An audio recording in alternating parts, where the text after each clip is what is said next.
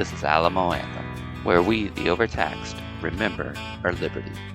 Direct from the forgotten countryside outside of Alamo City, San Antonio. All right. How you guys doing? Good. It's been a while. It's been too long. Been a while. Remember that Oh, yeah. song? What's that song? It's been a while. Creed. Was that Creed? Stained. Oh, yeah. Yeah. At the same time as Creed in popularity. Yeah. Been busy. What have you guys been up to? Man, whenever anybody asks me that question, I think my life is so boring. Yeah, but you're always busy. It's not like Yeah. you're sitting around twiddling your thumbs Working on house stuff. or sitting on social media all day. I mean, sometimes at work. No. Your boss is Strike listening. that from the record. I know. I was going to say, you better not. I would put that never. up. Yeah, so lots going on in the news. I mean, it seems like things are starting to pick up, you know? Yeah. I feel like since we did that episode on immigration, that it's only gotten crazier. Yeah. That everything has gotten crazier. Did you hear about that squatters guy that got on Venezuelan? Yeah, that got on TikTok and was telling all these immigrants or migrants how to basically take over Americans' homes? Yeah. Yeah. When I watched that guy do his little video that you're talking about, my first thought, which I don't think I've ever legitimately had this thought looking at anybody or listening to anybody, was, oh, that guy's a murderer. He just looks like a crazy, crazy guy. Like, violent, scary man. Mm-hmm. And then, of course, you know about the story in New York. Well, to wrap that up, I think that I heard that they got him. Like, ICE apprehended him. I know. So, because don't get too big, or else people will make sure that they come after you or whatever. So. Well, and then when I mentioned that to you, Joe, then you told me that Venezuela emptied their prisons, which I did not know. That's what I've heard. Yeah, that makes That's what sense. Tim Pool said. You know what's funny is that when you look back at the Nazi regime and you see, like, the brown shirts, you know, or even the prison guards at the concentration camp, a lot of those people were like criminals that they used that had no moral conscience, that they would go and they didn't care about people and they used them because they were good tools to enforce whatever laws that they wanted to put, you know.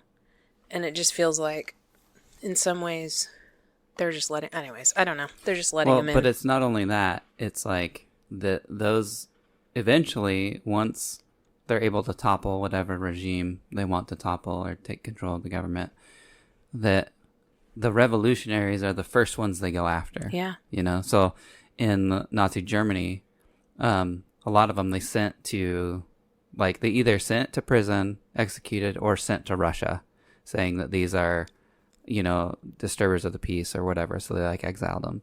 And it's like, if you want to be in communism or whatever, then go to Russia or whatever.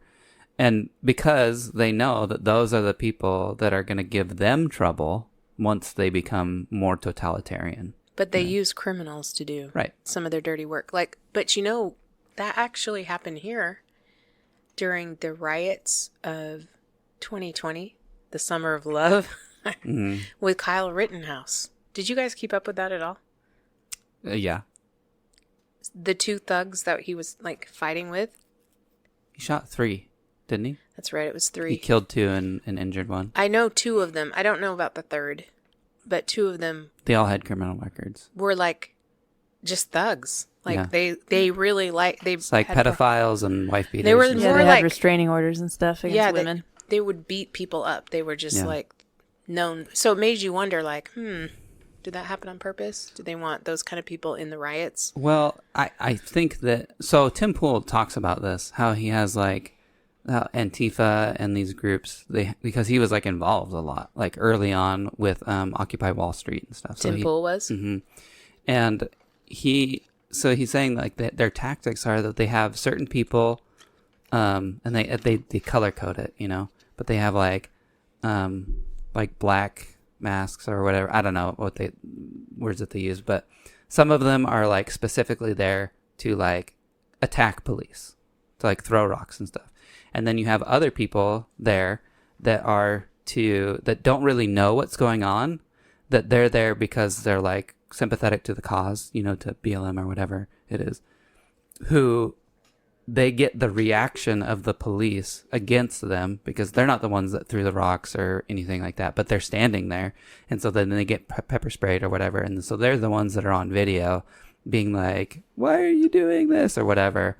And then you have people that intentionally are there to get arrested, along with other people that get arrested so that they can convert them while in jail. Like, can you believe they arrested us or whatever? But it's all planned out. Right. And so I think that, like, on the one hand, it is planned out in the sense where it's like, that these certain people are going to be violent. That's their job at this protest. But then I also think that you kind of just have a convergence thing where if you're somebody who just wants to commit violence, like you just want to hit people over the head with pipes or whatever, then it's like, well, where do you go? Well, you don't sit around all day if there's a riot. You go to the riot, like, how else am I going to get like this opportunity to like do whatever I want, to rob, steal, destroy? And ironically, that's how they paint people like Kyle Rittenhouse, like, oh, he just wanted to be able to shoot whoever he wanted. But that's the opposite, that's probably how they came up with the story against him so easily. Right. Because of the projection, Yeah. Right. Yeah. And he was doing everything he could not to like engage people and try to, what do you call it? Like give first aid and stuff. And people were calling out that they needed help or whatever. And he was calling like first aid, does anybody need first aid? And then he was being actively attacked. And even after he shot that one guy that was coming after him with a skateboard or a gun, I don't know, it was like multiple, but he got him in the arm while he was like from the ground, like sitting on the ground. And then it's not like he kept shooting, like he neutralized his target and stopped. You know what I mean? Like he showed more restraint than like anybody else you hear about in the news. I mean, it was the most amazing story. And he got off. It couldn't be more perfect, Yeah. You remember the video, the footage of him in court when the verdict was read? Yeah. It actually made me cry. Because he was not acting. Like that was, totally very emotional. Raw. It reminds me of Cloward and Piven strategy. Have you heard of this? No. It's really interesting. It sounds kind of familiar right now. It's a political strategy. This is, that came out in the 60s by these two philosophers or sociologists. One's name was Richard Cloward, and the other one was Francis Piven. And their strategy was to use these militant tactics from the top or the bottom up and then top down to pressure. And it says here on Wikipedia, but it says the strategy aims to utilize militant anti-poverty groups to facilitate a political crisis by overloading the welfare system via an increase in welfare claims, forcing the creation of a system guaranteed minimum income, and redistributing income through the federal government. But also it was to get people divided so they would fight each other. Anyway, the point is to get the disruption so bad that it overwhelms the system. Mm-hmm. And it seems like it's happening in multiple ways. I mean, it's happening at the border. It's overwhelming the system, and then when they had the riots all across the country, it was like this kind of a moral overwhelming of the, Yeah, and right on the heels of saying that no one was allowed to get together with anybody because of COVID. Yeah. But then they were allowed to be shoulder to shoulder in the streets. Yeah. As long as they were saying the right things. Mm-hmm. Yep. Mm-hmm. Yeah.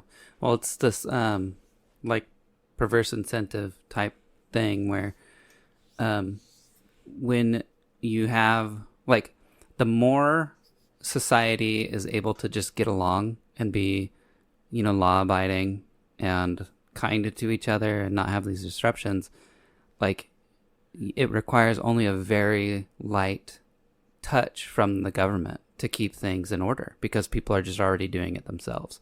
And so the more like unrest that you can create, like you would think like, oh, well, it's like society is breaking down and there's all this chaos or whatever, like the government is really threatened. It's like, well, that's when the government grows bigger and bigger because people start, whereas before they may have been a little bit more critical of the way that the government does things or the police or whatever, then, eventually you're screaming for the police to intervene. That's right. That's why, I remember, you guys remember Rahm Emanuel, who was in Obama's administration. And then eventually became the mayor of Chicago. One of the things that I'll never forget that he said, and it really taught me a lot, but he said, never let a crisis go to waste. And I think just being red-pilled after 9/11 and seeing just how much government advancement that happened after 9/11, which was a crisis. So they take these crises, whether they're spontaneously created or government created, I don't know, it doesn't matter. But they take the crisis and they use it to advance government power, And they did that with COVID, another crisis. Mm-hmm. So now I'm just suspicious of it. Anytime that there's a crisis, I'm like, oh, what's going to be advanced now? Like, what are they going to do now?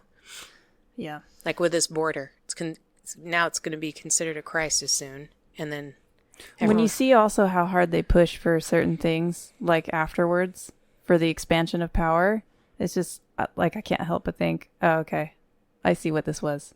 Yeah. Like after a school shooting. Mm-hmm. And then there's an election coming up and then they push so hard for more violation of the Second Amendment.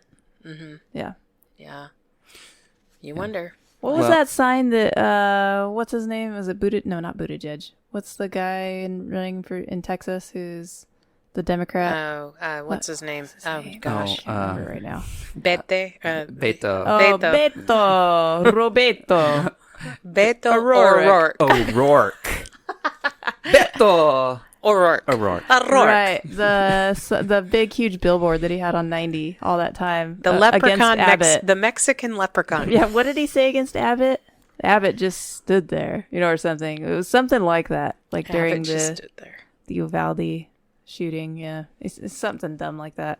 Yeah. But it's just like, I see. You think it was really about standing, though? That seems like a low blow. Oh, boy. He's a wheelchair guy. He's a handicapped, disabled man, the governor. Yeah. Okay, for those who don't know. This other quote that I really like that came to mind. Are we moving on from the causing chaos idea? Not exactly. Okay. Yeah, it's this quote that I actually had brought up this morning. I saw it on Facebook. It was from RFK Jr. And just a little clip of a talk that he gave at Hillsdale College where he said, rule number 1, the power that government takes, or no power that government takes, will it give back voluntarily? Rule number 2, whatever power it takes, it will abuse to the maximum extent possible. Right? Mm-hmm. Maybe not immediately, but eventually it's certain, right? And then rule number 3, no one ever complied their way out of totalitarianism. The only way is to resist. Anyway, just thinking about that with regards to what you just said, About the second rule and whether or not it's immediate, I think that it could be immediate. It's just that at the very beginning, the tolerance for its abuse is very, very low. Mm-hmm. And so I do think, in and they're a being sense, watched. Yeah, that they do it. So this is what I always say about the parties, and I may have said it on this podcast before, but that each party does as much as they can get away with doing. And so because the Democrats have Except Republicans, because they don't do anything. Well, no, but listen, so Democrats, for instance, they have a reputation of being like that they want to expand government and spend a lot and whatever, right? And so anytime that they do that, they're like, all the Republicans go after them, like, oh, you're wasting all this money or whatever, or at least the Republican base and the talking heads do. But they're not looked at as people who go to war a lot. They're not war hawks, right? That's the Democrats traditionally are not. That's the kind of what people think.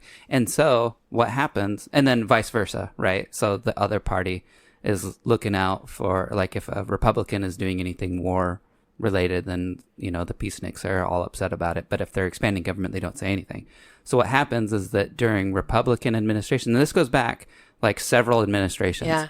That Republican administrations, they grow government more and they run up the deficits more. Mm-hmm. And Democrat administrations, they engage in more wars and they don't do deficits as much. And so it's the opposite. You get the opposite of what you think it is because they can get away with whatever the opposite of their perception is of that party. So it doesn't matter. They'll get away with anything they can. It's just that nobody's looking out for Republican expanding government because they're like, Republicans, they're not going to criticize their own guy, and Democrats are like, great, we're not going to criticize us, keep on growing the government. Yeah. And you can see in this administration that they've got us involved in 2 wars. Mm-hmm. And they're traditionally not ones that go to war. And so it's kind of odd that the Republicans are opposing war in Ukraine. Not all Republicans, but some. And war in Israel. Although that seems to be a united front on Democrats and Republicans. No, I think Republicans are more so in favor of Israel? Yeah. Of helping Israel? Yeah. I don't know. I think there's fractures in both parties. Yeah. Yeah. I think that you have, in the Republican side, you have people that are like, hey, let's not spend money in any other country. Doesn't matter which ones they are. We're not going to do this adventurism. And then you have the ones that are like, oh, support Israel at all costs. And then I think you have the same thing in the Democrat Party where on the one hand, they're like, they're against Israel and for Palestine, and some have silly reasons for those things. And then here's my thought on it. They also have the old guard type people like Joe Biden and just a whole lot of influential Democrats that are like, no, we have to support, our allies or whatever. Here's my thought on it. I've started paying attention to all this stuff about the late 90s, right? That's about when I was coming of age in my 20s and whatnot. And I can't tell you how many times the Palestinians have bombed Israel in those years. Like, there's between the late 90s, and then if you keep going all the way back, it keeps going. I mean, there's so many times the Palestinians have bombed Israel, and then Israel bombed back, and it's been this constant back and forth since the beginning of the founding of Israel's estate. So why now are we all of a sudden sending troops over to help? I think, yeah, here's what I think. I mean, we never asked them to help us after 9/11. Wait a minute, let me finish. We never asked them to help us after 9/11. I know we're allies, but we never formally, above the table, in front of everybody else, asked for their help. I'm sure they did help us, but the U.S. could not allow them to be seen helping us with the Muslim states. I think that the relationship, and I could be wrong, but it seems to me like the relationship has always been this kind of, the United States is there to support Israel, who is the underdog in the region. And so I don't like it. But we've never it done wouldn't anything. make sense. What do you mean? We've never sent troops over there ever. Well, we send them billions of dollars every year, and so they, that But gets now we're converted into sending weapons. troops, which is weird to me. I don't know much about that. I know that there's been talk of setting up like a humanitarian port. Well, we have troops over there helping to guard the Right. border. Yeah, what about some border security here? Here's what I think, to answer your question of why is it now, Mm-hmm. And I think it ties into a lot of this other stuff that's going on, like with our own border, is that I think that Israel is like seizing the moment. It's like they're making their last gamut where they're like, and you hear it in the rhetoric of a lot of, Republicans especially, but a lot of people in the United States, where they say the words specifically, they need to finish the job, right? And so I think that what it means is that, okay, you need to figure out the Palestinian problem.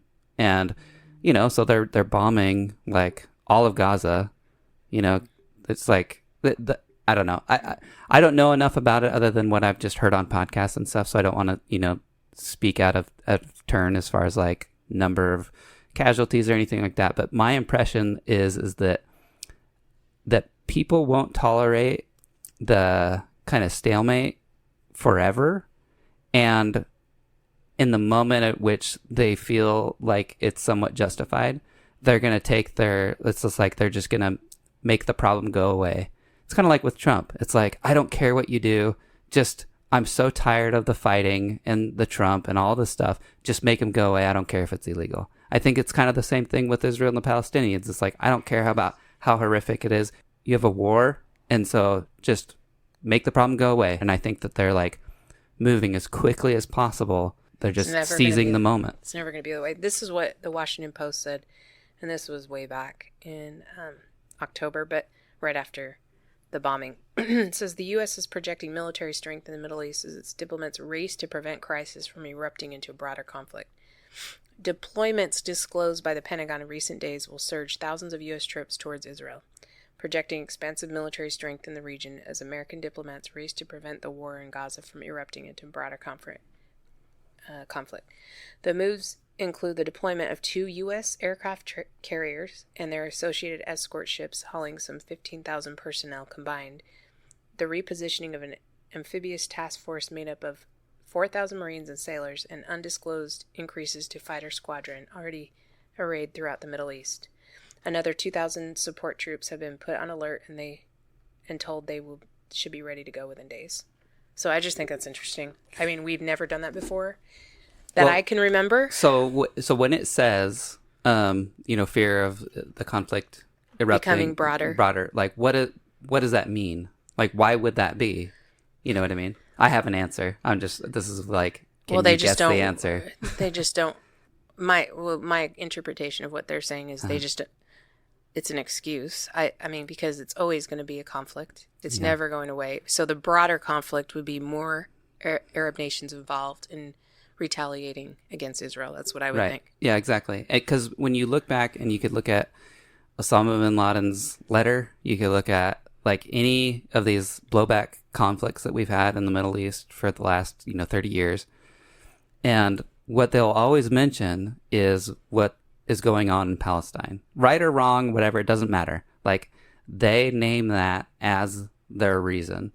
And what the Abraham Accords did recently with Trump is that it was like to basically buy off these other governments and saying like, you need to stop like with this hostility towards Israel because of for whatever reason. But what they're saying and what these governments, in Saudi Arabia and other places need to contend with is the people in their country being upset about what's going on with the Palestinians. And so here's the point that I was going to make is just that if they're deploying all these people, and if they're worried about a broader attack or pressure on Israel, to me, what that means is that they're not going to wind down the war against Gaza. They're going to ramp it up, and they're going to make it so it's like, we're going to do whatever we want, and the U.S. is here to make sure that you don't do anything back. That's the way that I interpret it, but I'm not like I think it's interesting that they had international politics expert. They had to do it with troops with Biden. Mm-hmm. I read recently at Jared Kushner's book. I haven't finished it, but I've been working on it. And he talks about the Abrahamic Accords, which he was like the main one negotiating with all these different countries. And basically, it was our support of Israel that gave credence to the Abrahamic Accords. It was the fact that we moved the capital to Jerusalem, and that Trump was actually living up to his word, and everyone knew it. And everything he said, he did. What do you call it? Not the capital, but the U.S. The embassy. Embassy, yeah. Yeah, but respecting that it was their capital instead of using Tel Aviv. Tel Aviv, having our embassy there, actually moving our embassy to Jerusalem to say, okay, we respect Israel, that this is your capital. And so people in the Middle East knew Trump meant what he said. And so they wanted to be on the good side with Trump. And so they were willing to make these different concessions in order to have a good relationship with the U.S., I feel like. So I think that's been the thing that kept them kind of, the peace, because they had that in common. Israel wanted to be in good relations with the U.S. and so did the rest of the Arab nations. So they had that in common, and because of that, they kind of kept their word. And then as soon as Biden came in, all of that was just like scrapped, I guess. Like they didn't take it seriously anymore. They didn't think the U.S. was going to support Israel like they have been. And I think that it's just a really difficult situation because after what is it, October 7th? Yeah. That it's like kind of all bets are off, because even if in those other countries that the Abraham Accords were involved with, even if they're committed to this idea of not, pressuring Israel or whatever, the people in those countries are going to be outraged. I mean, there's like worldwide protests about the bombings in Gaza, not just in Muslim countries, but in all of Europe. And so it's the sort of thing where it's I'm saying the initial cause was the Hamas bombing Israel, right? So why did they do that? It's like, why did Hamas do that? Yeah. I mean, after all that peace for the last 4 years, all of a sudden out of nowhere, they bombed Gaza. Well, the Abraham Accords, what they do for the Palestinians is that it isolates them completely. Whereas before, they may have had some international support among other Muslim nations. The Abraham Accords makes it so it's like you don't even have that anymore. You're completely isolated. And so they would become more desperate. I'm not saying that Hamas was like... So why didn't I'm just they saying that there is a strategic answer for that. Why'd they wait so long? Well, I don't know how long these things take or anything like that. You know what I'm saying? Like, it's just weird that it happened on Biden's watch and not Trump's. I think there's a lot of unanswered questions. There's some people saying that a lot of the destruction that happened on those days were IDF soldiers trying to kill Hamas, and then there's a lot of collateral damage. I don't know. It's like there's... Like, lots why of did things we don't know? Why did it happen that way? Why did it happen on that time frame? There are like mundane answers for it. It was like right after a bunch of training that the IDF did. It was on a holiday, so that they knew that things were going to be kind of stood down a little bit. And I don't know how long it takes to kind of, but it is odd that they were able to do all this planning when the IDF has so much intelligence. Yeah, the best in the world. Yeah, Gaza, and you know what I mean. So. Yeah. So strange. Sorry, Emily, we kind of went off on Israel for a minute, which is dangerous with Joe and I. It's dangerous. Joe and I may not. Dangerous. Oof, we got close there. We almost had an argument. Yeah, I just think that it's just they're just ready to finish the job, basically, and so they're getting ready. Who's ready to finish the job? The Palestinians or the Israelis? The Palestinians can't do anything. There's no job they can finish. There's not. They have no power at all. So is Israel.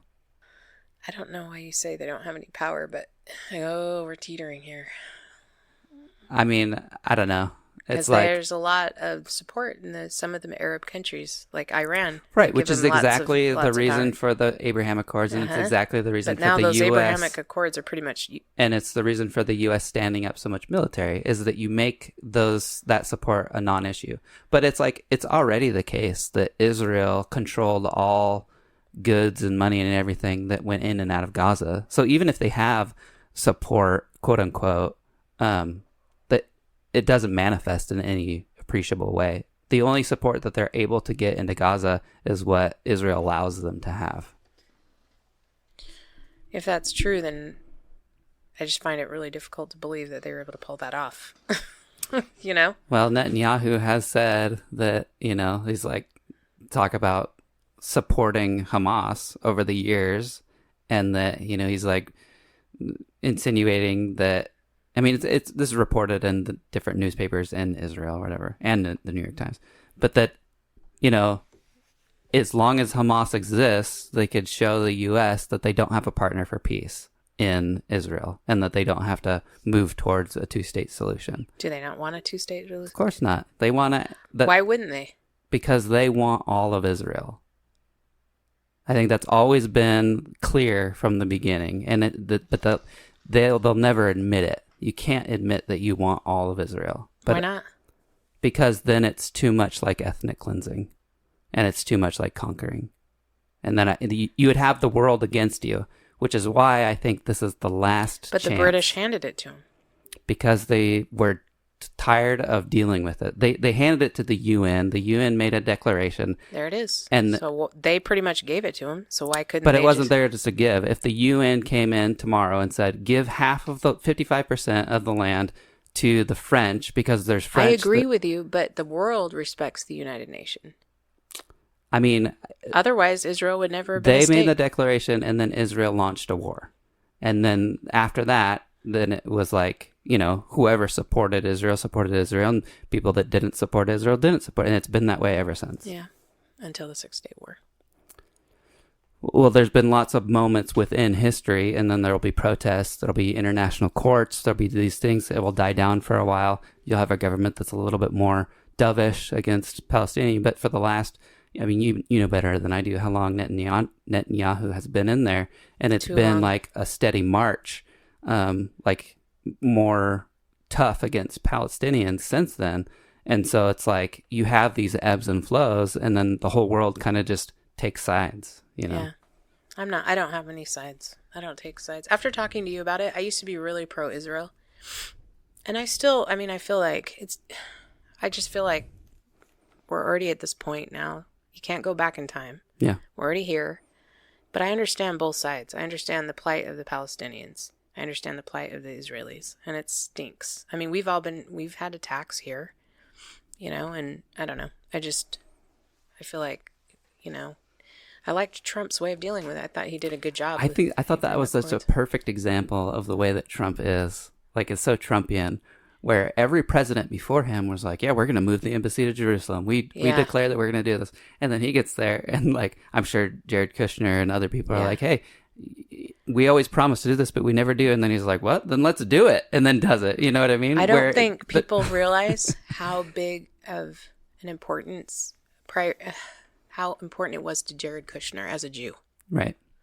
And, you know, the whole thing is pretty interesting if you read up on his side of the story. But the fact that a Jew went to all these Islamic countries and talked to them one by one and got them to consider and to negotiate is pretty awesome. I mean, it was just a really kind of a moving thing that he did, but I guess it doesn't matter anymore. It's just really sad because it seemed like it was going so well. But anyways, I'm not even taking a stand on it. I'll go back to my I do think it's cool though, like that Trump was just like, we're going to keep our word. And I think that it's like, if you ask anybody else in what they call the international community or whatever, they would say, no, the U.S. shouldn't do that. That's not possible or whatever. They were and so then worried. They'd say, no, because you're going to upset these people. But it's like, and I think that's exactly an example of why they just cannot have Trump in the office, because he'll just do stuff. He'll do stuff that we've been promising to do for decades. And they keep telling us it's not possible, and then he does it and shows us it is. And it's like, oh no, we can't have this, because then people will think we can actually have peace in the world, and that's not money making. Or what other things that they say that aren't possible that actually are possible, you know? Yeah.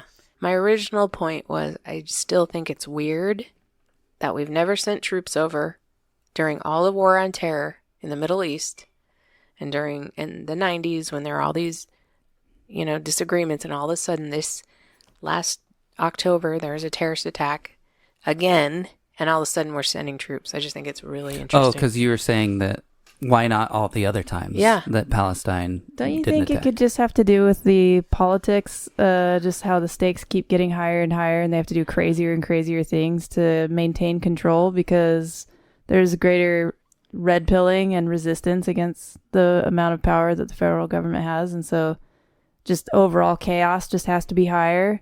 And if you're going to convince people that things are as bad as they are, what better way to convince them than to actually send troops? You know what I mean? Maybe. Stuff like that. I mean, like, if you were to back that up several steps, it'd be like Nancy Pelosi putting fence around the Capitol. You know what I mean? Right. It's like, how are we going to convince people that something serious is going on? Right. Well, make it look like a third world country. Put fence all over it. And then send the troops. And then refuse help when Trump offers, you know, National Guard help or whatever. Yeah, and it kind of makes me wonder, because you mentioned, you know, paying attention to a lot of this in the 90s. And I didn't pay attention to anything in the 90s. I mean, I was vaguely... Because you're younger than me. Yeah, I was vaguely aware that my parents were supporting Dukakis. That's a shame. And sorry to Joe's parents. What was that again? This is like a That was in word the from my 80s. previous life. I can't even remember what it means. That was who was running against Bush. Okay, But I do remember watching a lot of Saturday Night Live and just like not really understanding the jokes, Dana you know? Carvey. but just that, Dan Quayle got made fun of a lot. That's the only thing I really remember. And then in the 2000s, maybe even the 2010s or something like that, I was watching a bunch of old SNL, the fake news, and it was like all Middle East stuff. And I got so immediately depressed where I was just like, oh, it's all the same. Like everything that is happening now has happened before, it's just, and it really makes me wonder, with these military actions, it's like, I think it's always kind of just been this way, but now everybody's got a cell phone and people don't trust the mainstream media, and that there's like all these alternate ways of seeing the news. And so you would always have people like Ron Paul, that would always be talking about like what's going on and how much of atrocities and just different things. People are like, what are you even talking about? Like, and then they'd make war is fun going of him. great, whatever. But now it's like you could say that, and then people could just look it up, and then they could say like, oh yeah, he was right about this, So the information age is really red pilling people because they have the information at their fingertips. So I don't know that it's much worse now, is what I'm saying. No, we just didn't. We were too lazy to look it up. We just took their word for it. We're just incapable of knowing. Man, I remember having debates about the war in Iraq and the war in Afghanistan with people, and we didn't have smartphones back then. We had the internet, but it it took too much time to look it up. Dial up? Is that what that noise was? Yeah. That's the modem connecting. You have mail. Welcome. You've got mail. Goodbye. We were gonna talk about something else. My sister and my mom and I had some debates this week about libertarianism. Hold on really fast. I just want to do this throwback still with the modem sound. Do you remember first hearing or the thrill of when you could chat with someone on AOL? Yeah. I wonder if youth today get the same thrill the first time that they try out a smartphone. I don't think so, because they're too familiar with it. Mm-hmm. Yeah. Whereas at the time it was like, oh, I can't believe it. This is a message, an instant message from a friend. And it's not on the phone, and they're not here. We're just like typing this cool. They're across the world. Yeah, or wherever. Well, when Jay across the Mortal neighborhood, Kombat with your friend in Vietnam. it was When so Jay exciting. When Jay deployed his first time in 2006, we emailed. Okay, by the last deployment, which was I think 2013, I can't remember. We were like calling every day. Isn't that crazy? Right. Yeah. And I remember we when it was so expensive to call. Well, long so distance. 2006 was email. The next one was what's the video one that was like the first one? It's still a thing. Nobody uses it as much. Skype. Yeah, So we did that one. Skype, and then it was like, FaceTime. And Yeah. it's so crazy. I wish I could remember the sounds that AOL made. I just did it. No, AOL. No, just like No, their that's just a jingle or modem. whatever. Yeah.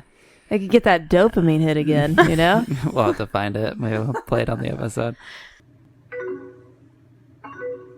Oh yeah, just that I was explaining to one of my kids the other day about how long distance phone calls used to cost more. Yeah, I had a calling card. I remember Right. that. Mhm. Yeah. And then my mom would give it to me. She gave me a calling card when I was living in New York. And she's like, only use this for emergencies. Yeah. Okay, so before I don't know what you guys want to move on to, but I wanted, and I don't even know if I have anything intelligent to say about this. I just find it exciting. I listened the other day to a little bit of a Tom Woods podcast. And For those who don't know Tom Woods, Tom Woods is a respectable libertarian man who has a podcast called The Tom Woods Show. Okay. I would highly recommend it to anybody. He's he's very highly credentialed in schools that he's embarrassed to go to, like Harvard. Yeah. So he's like got his doctorate in history. He's written several books. And Historian. just to kind of give you a glimpse, I'm going to read what the Libertarian Platform is later. But go ahead and tell the story. Anyway, so he had a guy on there who's paid a lot more attention to everything that's happened ever since Javier Milei got elected in Argentina, the first libertarian president, and who's going to go and, he's just awesome, and hopefully going to fix their crisis down there, their hyperinflation crisis. And it sounds like he really has been doing a lot in his first 100 days.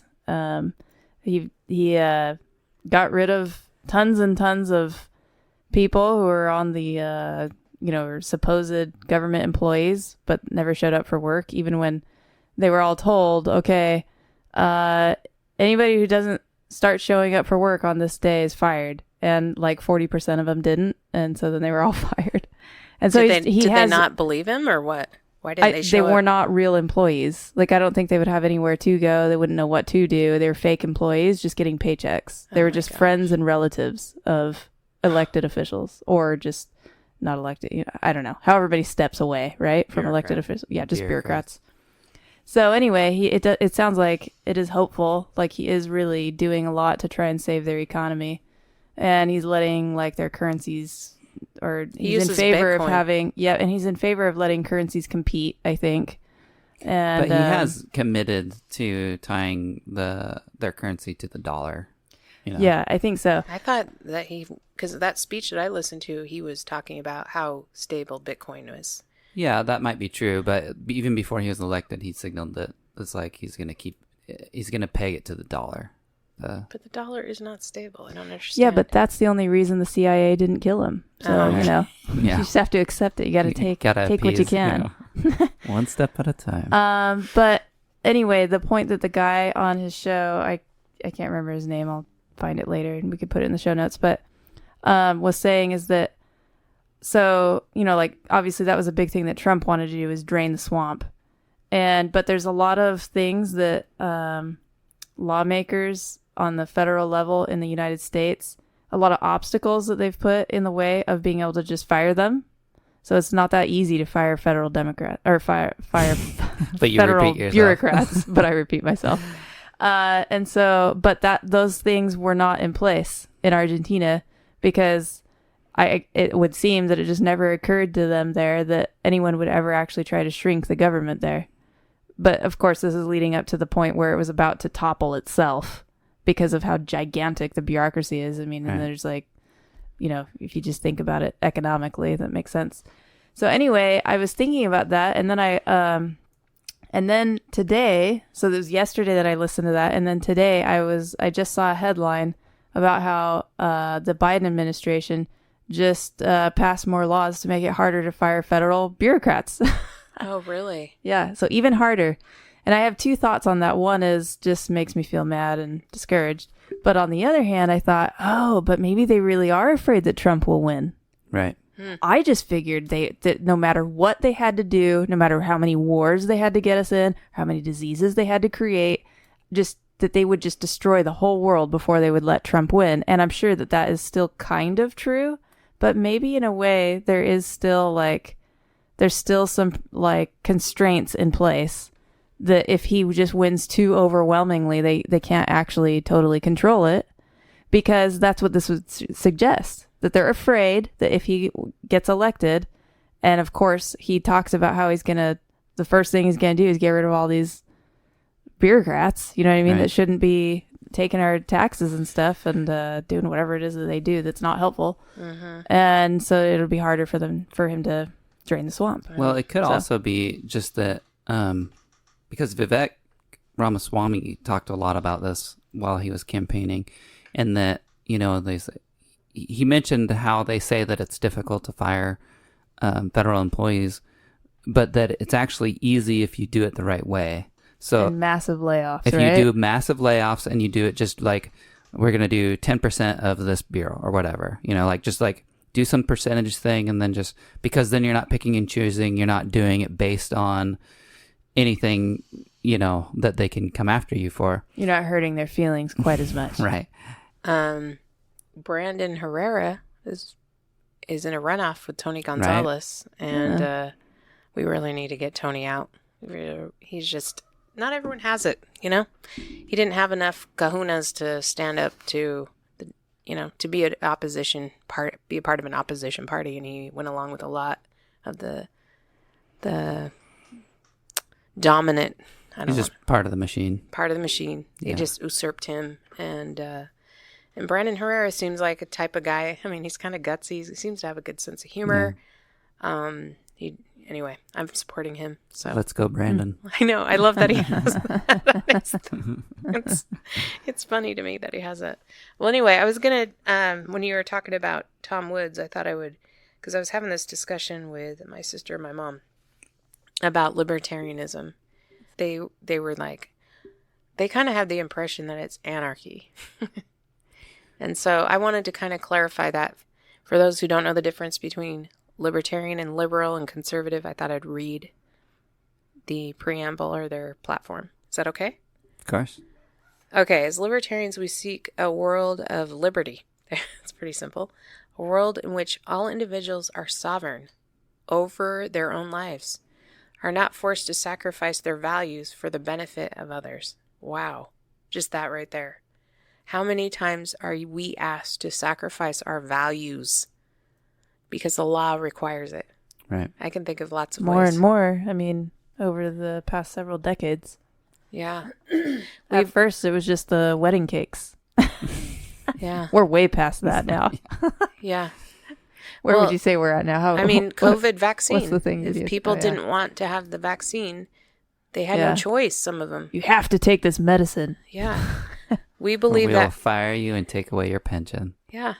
We believe that respect for individual rights is the essential precondition for a free and prosperous world, that force and fraud must be banished from human relationships, and that only through freedom can peace and prosperity be realized.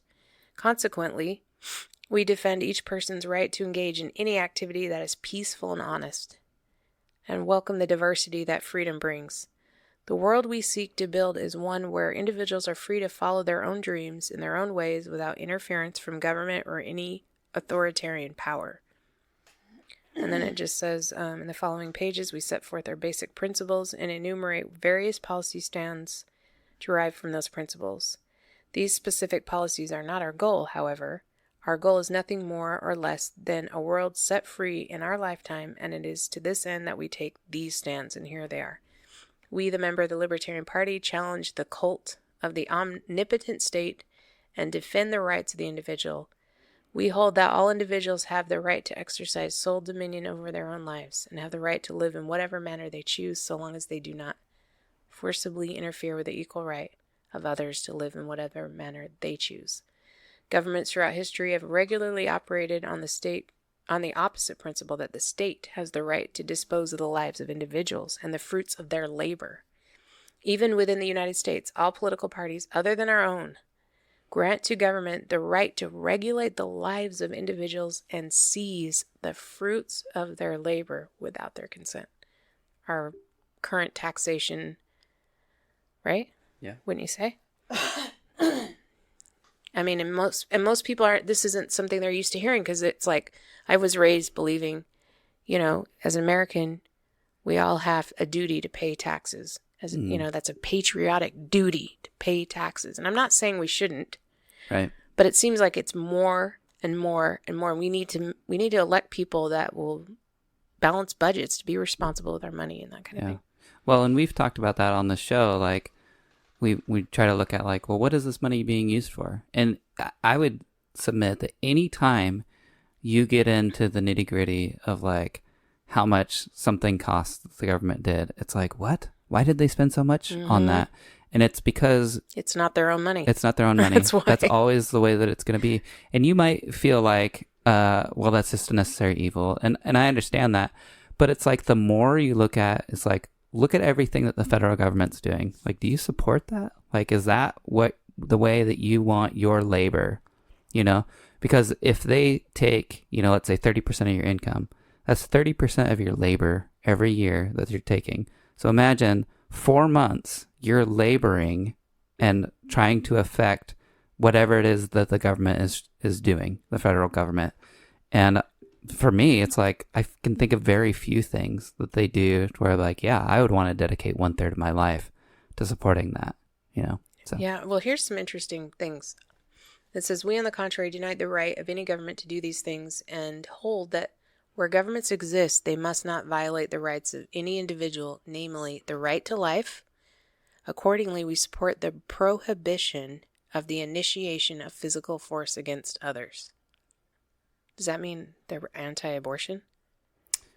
Well, so there's a divide in the Libertarian Party about that, but I think Let me read it again. Yeah. The right to life, and then hyphen, accordingly, we support the prohibition, so they support prohibiting, of the initiation of physical force against others. Yeah. And I think that... In other words, you have the right to defend yourself.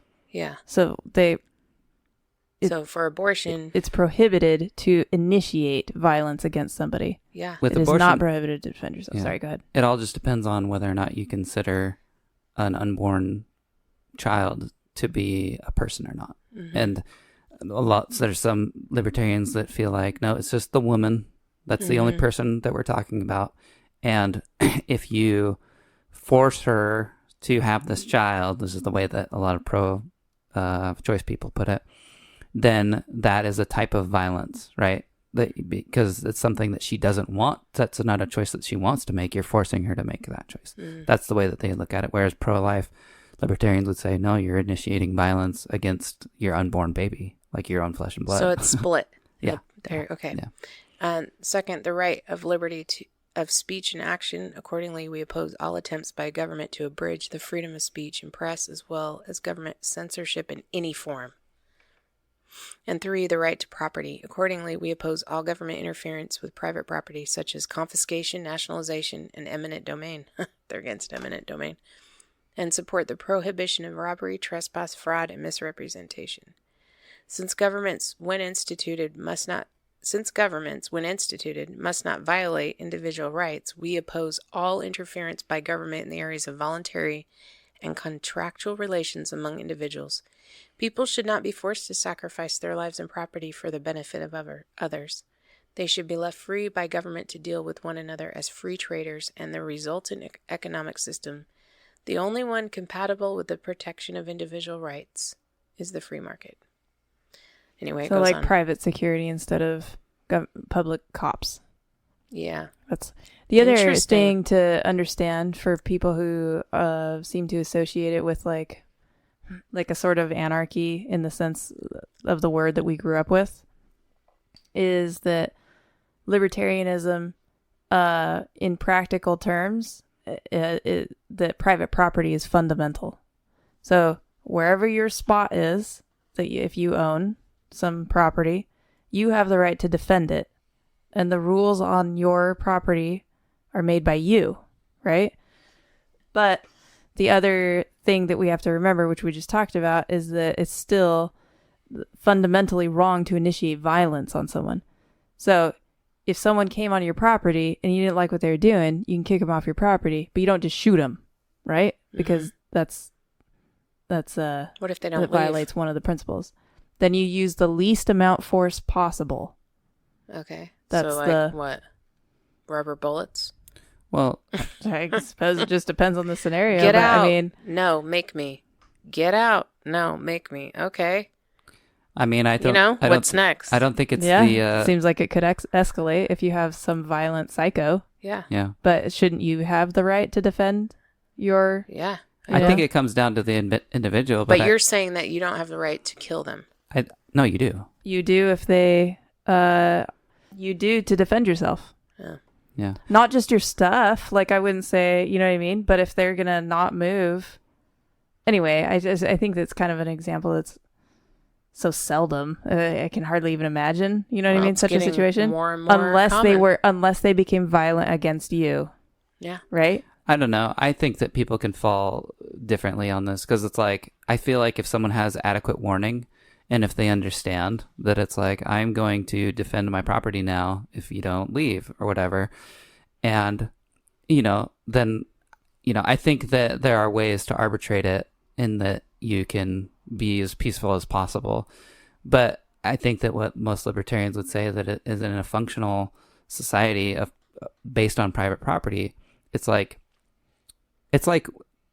in rural Texas, right?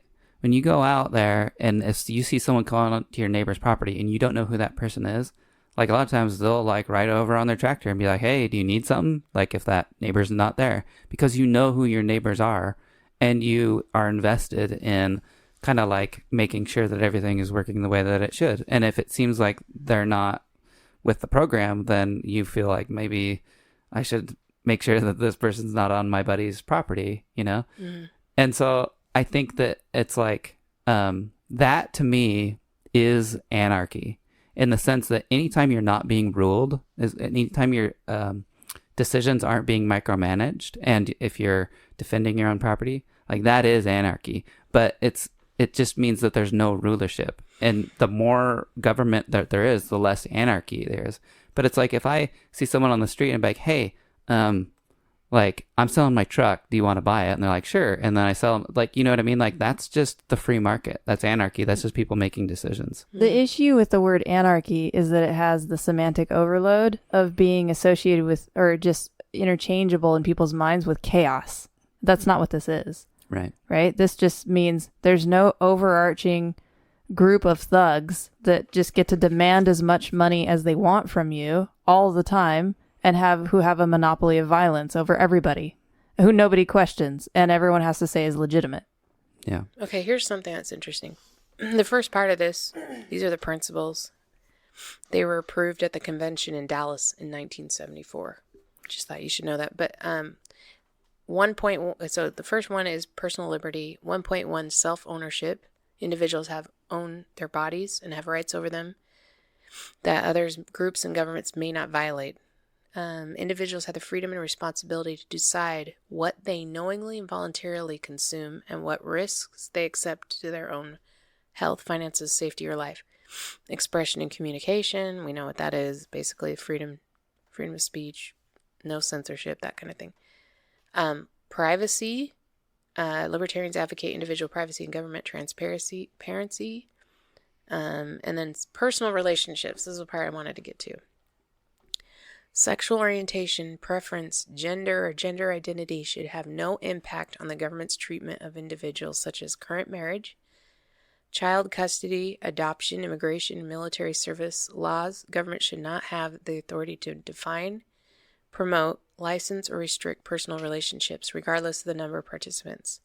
Consenting adults should be free to choose their own sexual practices and personal relationships until such time as the government stops its illegitimate practice of marriage licensing. Such licenses must be granted to all consenting adults who apply. So, libertarians are then for the freedom of any kind of relationship, from what I can see from here. Yeah, and again, let me just, a lot of times people refer to themselves either as a big L libertarian or a small L libertarian. Big L libertarian being that you're like a party person, and that like you support the party, and you think that the way, and if you have any problems with the platform, then you're going to try to change it within the platform, and that and then small L libertarians would be like, well, I'm not really involved with the party. I don't like what they're doing and stuff, but I believe in personal freedom or whatever. So just to not paint with a broad brush. That Here's what my thoughts are on this. So they're not necessarily pro-LGBTQ, but they're not against LGBTQ. But no, I think they're just against the government. Yeah. The government defining what these things are and having any business in it whatsoever. Right. I think that, in my mind, the biggest complication with like libertarian doctrine is, what do you do in these really, really complicated domestic disputes? Basically divorce and protecting children. That's the one where I haven't really tried very hard to figure out, but no excellent explanation has come to me either as to how you would best protect children in the event of divorce. Joe, any thoughts? Well, I would always just, like in any question, think, well, what's the current state of things and the alternative that we live under now with like a lot of government?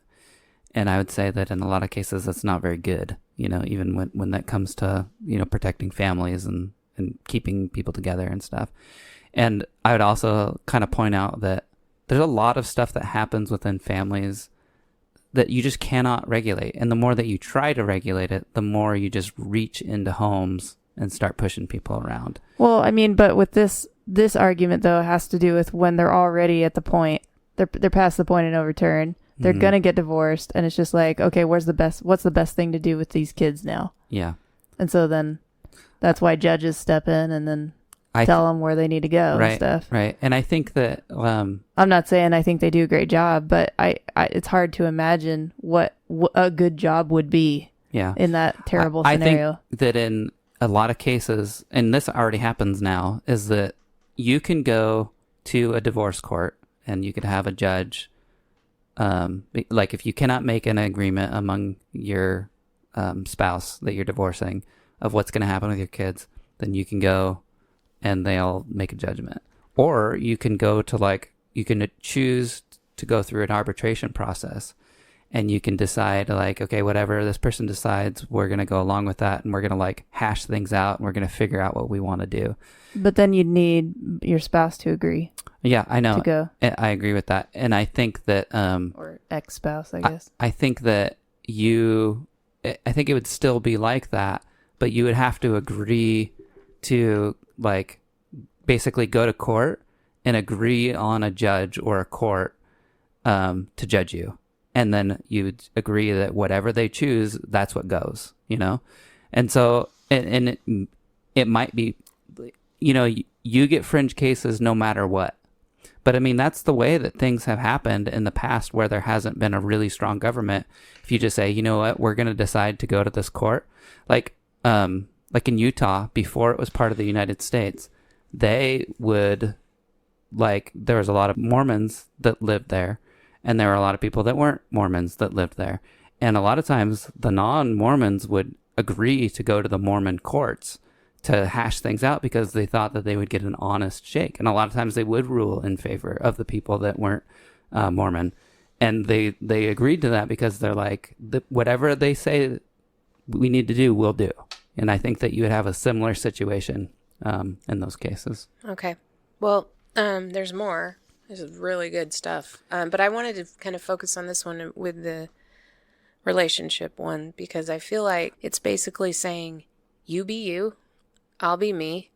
I'm not going to force you to believe what I believe. And I'm not, you don't force me to believe what you believe.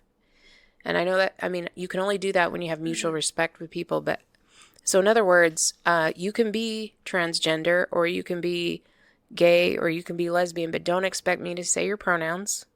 If I don't want to, I don't have to. Yeah. Don't legislate that I do your weddings, and I won't make you come to my church and try to change you. You know what I'm saying? It's got to be this mutual respect. Well, I like that it says. I'm not saying that that's the right way to do it, because people have to figure out for themselves what level of compassion and what kind of. Anyway, go ahead. Well, and it says we just read was government does not have the authority to define, promote. Yep. License or restrict relationships and on and on. And I think that that's a lot of, I'd say conservatives now are really moderate in the sense that they just feel just stop pushing this stuff. Just leave us alone when it comes to all this stuff. We're on board with live and let live. But it's now it's beyond we're that. Pushing this. Now it's punish. Yeah. It's okay, we've been bullied long enough. We want to bully you now. Yeah. And it's that's not the right way to go about it. If you do not get on board with what the government is promoting, then it's we will take your kids away from you. That's right. Which I think kind of gets to the other stuff that we're reading. It talks about that too. Parental rights.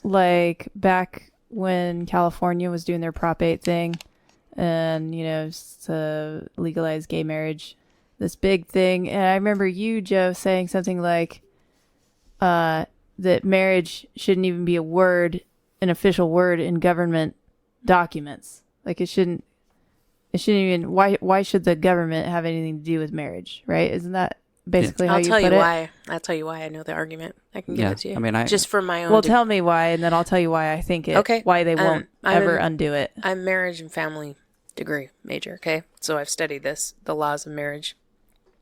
And the reason why is because government has an interest in civility in our society being intact for children, right? We want to make sure that people who have the ability to create children take care of children. Otherwise, it's everyone else's problem. That's why. Okay, so devil's advocate here. Yeah. Why then are public schools actively teaching their kids things to turn against their own parents? I think Michelle was talking about the intent. I'm saying that Like, traditionally, Okay, that's what so marriage that's how was it got in there in the first place, Yeah. before public schools went down such a deep marriage. hole. Here's the thing that people don't realize about marriage, because we're so westernized.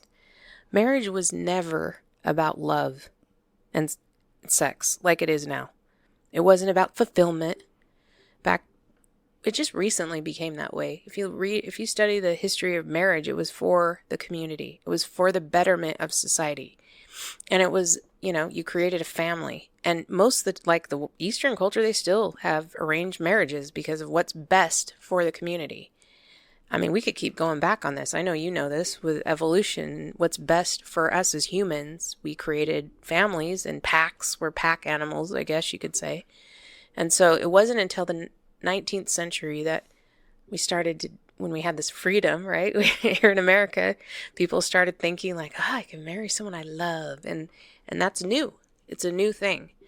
And we're not doing so well with it because we use our emotions to pick these people that we have children with, and then we don't like it. And then we break up these marriages when we're a little bit unhappy, and then we leave these children to have, broken homes, which is unfortunate. Because you think that the basis of your marriage is that attraction that you originally felt. But it's not. Yeah, it seems like there has to be things being conflated here.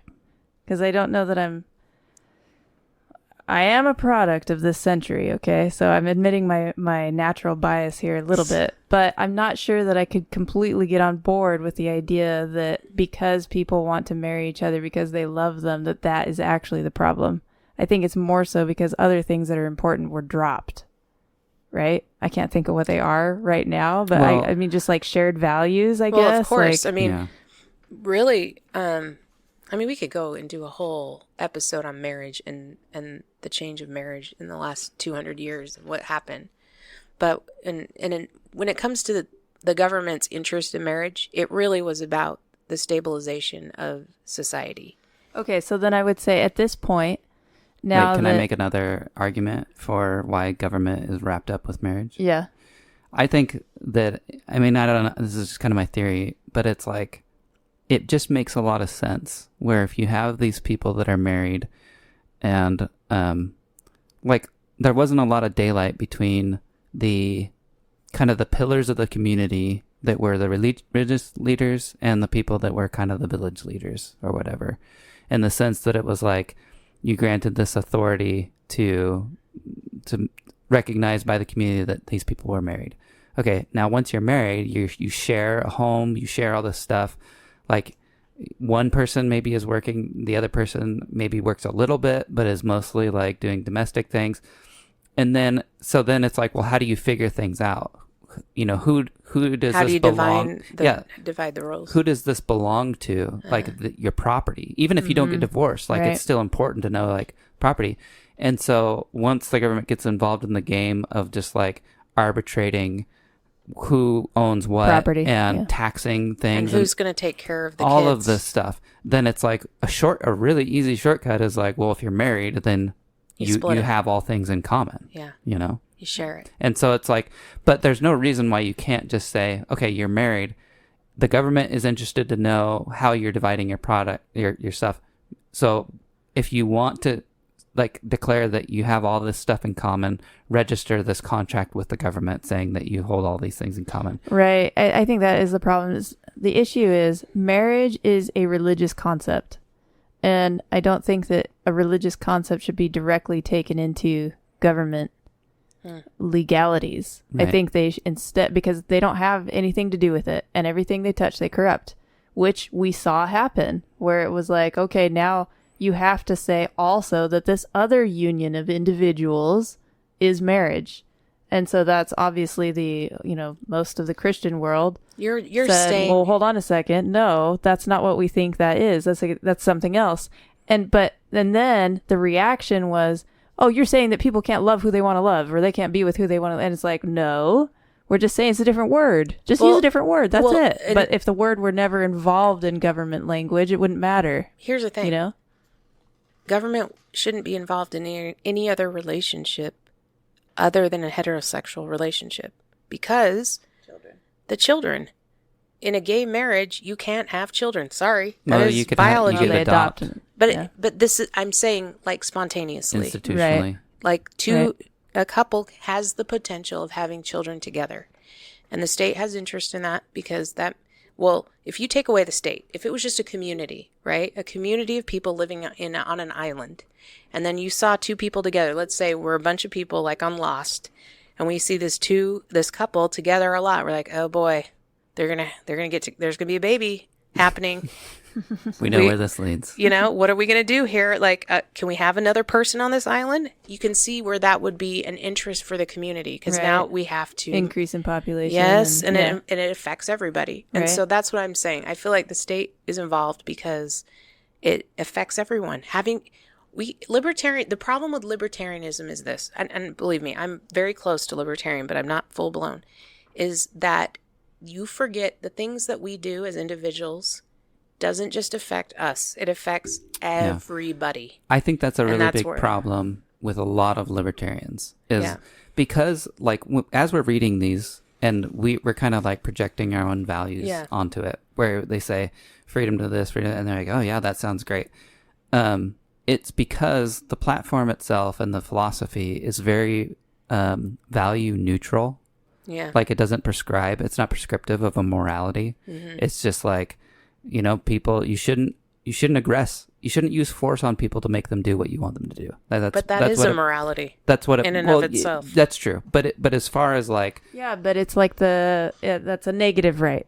That's no, I'm not trying to make you do stuff. I'm not trying to make you be my slave. I'm just saying don't do stuff to me. Don't take my stuff and don't hurt me. That's it. Right. And so there's a lot of libertarians that are like, therefore, you know, things like prostitution, like you have no business, like shaming people again, like for that sort of thing. Sex work should be legal. But it's like I feel like those libertarians fall into the same trap that Democrats and Republicans and other people fall into, where they equate legality with morality. Mm-hmm. And so they say, well, we think it should be legal, and we also think it's moral. If you want, like, anything you want to do is moral. And it's like, no, that's not the case. Like what you're saying with the community, if you care about the community, you should want it to be a certain way, but just don't use force to try to make it be that way. Yeah. Right. Just persuasion. Yeah. So what it seems to me with libertarian, if you want, it really requires someone who has strong values and morals to be able to live in a society with this kind of mindset. Because the more corrupt we are as human beings, the more stupid laws we have to have. Yeah. You know what I mean? One person ruins it for everybody. But, you know, if you had a society, like, for example, I've been thinking about this a lot lately. It's an old topic, but it came back to me. If you just took away all of the welfare programs that the government dishes out, you wouldn't have as much criminality, like violent criminality. Because, or just, what's the word? Maybe not even violent, but just like theft and, you know, like stuff like that. Or even just loitering, you know? Because they'd be busy. Because everyone would be busy trying to survive. Yep. You wouldn't have so many drug overdoses. Like, there'd just be way less death and you would have and destruction if you took that away. And just welfare programs equals idleness because they're not working, and then that breeds crime. Is what you're saying. But for sure. That's not the only thing, because I could just hear, you know, the shoulder devil I could talk about. It's like, well, what about the people who can't, you know, whatever. Well, that makes it all the more important that you are tightly connected to the people in your community.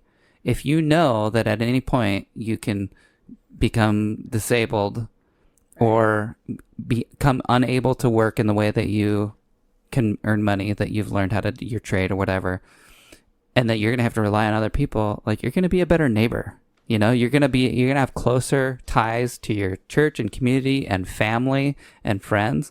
And because you know that you are more reliant on each other. Yeah. And a little bit more future thinking. Yeah. A little bit less isolated and atomized as a society. Yeah. And that's exactly it. This is the government always, like, whether it's their explicit intent or if it's just what ends up happening, is that the more you intervene in those ways, the more you just create people that are separate and just like wards of the state. Let me give you an example. Okay, a girl, she's grown up in a Christian home, and she kind of is rebellious. She doesn't really like her parents and too many rules. And she's very, very, I guess she likes to go out and party. Well, she gets pregnant. Now, in the old day, she would have to figure stuff out because the only people that would be able to help her would be her parents, right? So she'd have to fess up, ask her parents for help, and they'd probably support her and whatever, and they'd patch things up or whatever. But now, because of welfare, she doesn't have to.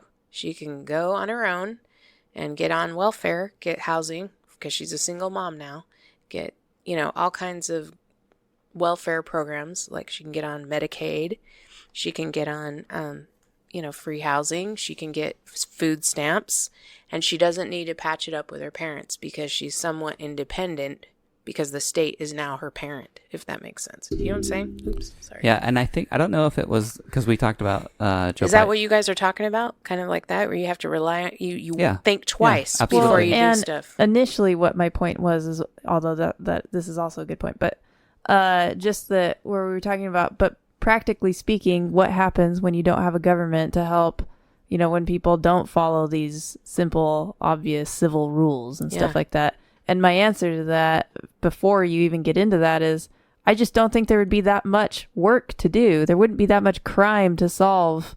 You know what I mean? It wouldn't be nearly the burden that it is now. Because they'd think twice. Yes. They'd be too busy working. Yes. And then the consequences would be immediate. Right. Because anyone sitting around on drugs, if they were hungry and cold, they wouldn't be doing that. They'd go and figure out how to be warm and fed first, and then they'd be off drugs. There's something enabling their behavior. And I'm kind of going back to the same thing, is that people who, the people that have the biggest problems with drugs, like the life-ruining kind of addictions, is a lot of times due to a lack of community. They have a lack of close personal connections with people. And then if they do start to have a problem, like they have people looking out for them, like, hey, what are you doing? And I think that it's just like everything that the government does is to atomize people. Is to what? Atomize, like ATOM, like separate everybody, so that see. people do not get into cohesive groups, because then you can start to have a majority that is in opposition to what the government's doing. And the wasn't always that way. If you have relationships with anybody, whether it's your family, your church, community, whatever, then you have divided loyalty between them and the state. That's true. It's like, think of one of the worst governments you can think of would be Stalinist Russia, which it is safest to have no relationships, because if anybody knows you when they're getting tortured, they're going to name you and then you're gone. Jeez. Right? Yeah. So that's like the furthest extent, that it can go in that direction. But just think of how far we've gone. Think of COVID.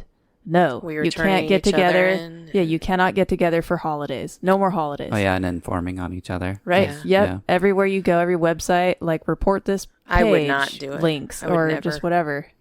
I would say report this. I think we could all imagine what Michelle just did. I just wanted to read real quick, just as a follow-up to our last episode, because we brought up libertarianism and we were talking about immigration. So let me just read that. Yeah, to answer that question. Yeah. Okay. So this is number 3.4 on the platform: free trade and migration. We support the removal of government impediments to free trade. Political freedom and escape from tyranny demand that individuals not be unreasonably constrained by government in the crossing of political boundaries. Economic freedom demands the unrestricted movement of human as well as financial capital across national borders. Now, I would say that this is a Rorschach test, right? Because when I read this, I'm like... A what test? Rorschach. What's that? Roar? Like Roar. ROAR?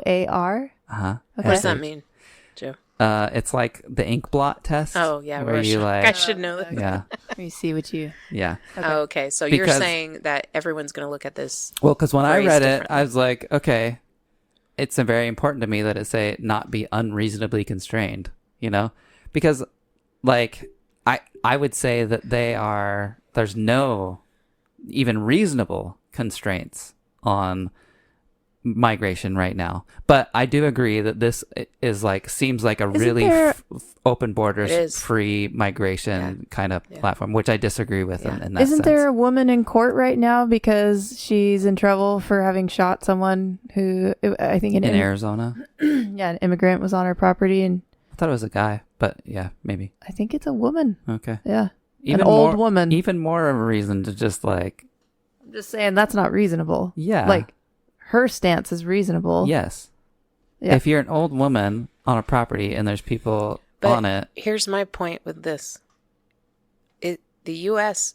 is the citizens' property, right? We Well, own this no, country. But yes, we should. That's the way it should be, But but it it's should not be. that And way so at all. therefore the borders are not just You don't to even be- own your own property. But what I'm saying is You know, you really don't own the Capitol. You can't go in there. No It's way. not the Shut your people's mouth, Emily. capital? Shut your mouth. it's not the people's capital. Is that what you're saying? It's Yeah. only those elite. They're going to put us all in chains. Not all people.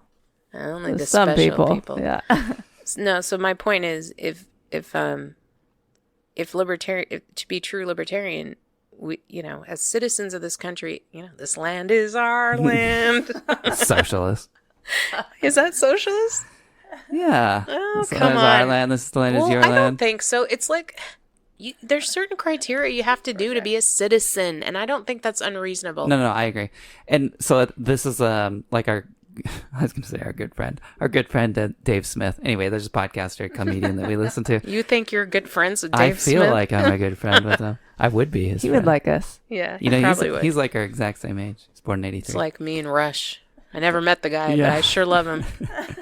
May he rest in peace. But it's like he points out, because a lot of libertarians are like, no, like public land, like people should be able to move from wherever you can move, they can move. Like political boards are made up, blah blah blah. Which I think it doesn't make sense. But he has a really good libertarian, I think, reason to be closed borders, which is that it's like exactly what you're saying about like, if this is our land, supposedly, Citizens. then you should assume that what you do with public land and public roads and movement of roads or whatever is whatever a private individual would do if they owned that land. That's how I feel. And so it's like, let me ask you a question, Michelle. Do you want a criminal from another country going into your house? No. No, you would not let them in. You would not let them on your property. Nope. Anybody that you don't know, you wouldn't open the gate for them. Not unless I knew him. Right? And so the same principle should apply, I won't even answer the phone for him. whether it's a If they're not in my contact, Yeah. I don't even answer the phone. whether it's a public park or a national or state border or whatever. It's like, if just assume that was privately owned, would they be allowed to travel freely across it? Yeah. No, right? Mm-hmm. And so to me, that's the libertarian principle.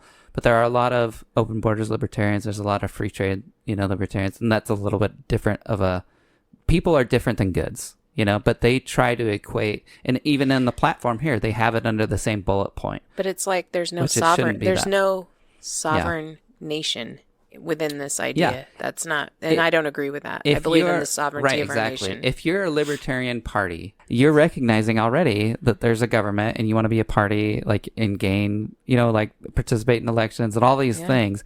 Then it's like to turn around and say there's no such thing as political borders. It's like why it doesn't make any sense. No. It's schizophrenic. Yeah. Right. So I don't know.